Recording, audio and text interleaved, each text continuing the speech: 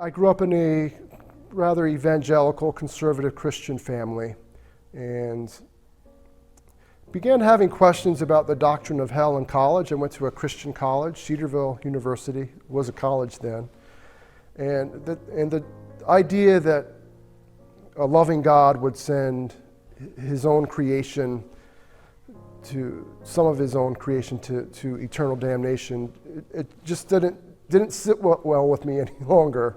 I had a friend I worked with, she was Jewish, and one summer I was back working with her and she asked me a question that kind of really convicted me in the old lingo.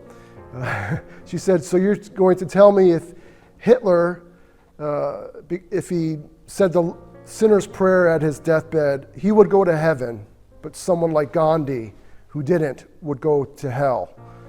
And she asked that question, and I didn't have an answer.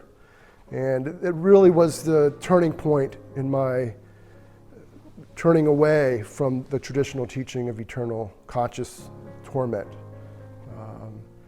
And after years of study and delving into books and the text, the biblical text regarding heaven and hell, I became convinced that a loving God indeed doesn't send any of his creation to eternal torment, but in the end, all will be reconciled. What begins with the beauty of creation ends with the beauty of reconciliation. That's what I came to believe after a long journey toward that.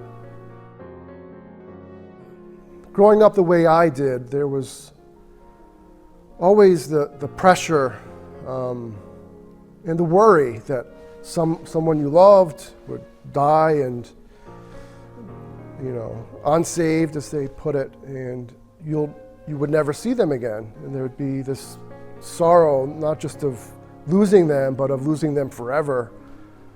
That ate me up. I can't speak for everybody, but that was very much pain that I carried.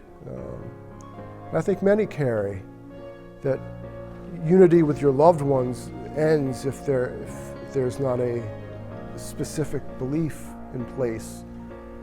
And just that being let go of, that in the end you'll see your loved ones again, that's life-changing, at least it was for me. And really being able to say God is love, without any qualms or any qualifications. You sometimes hear, well, God is also just, but if God is love, essentially, 1 John repeats it twice as if to say God is love is primary here. Justice, God's justice comes out of God's love. It's a predicate, and it's based on God's love. But being able to say God is love completely, and that all will know and be reconciled with God's love, that's the ultimate freedom spiritually.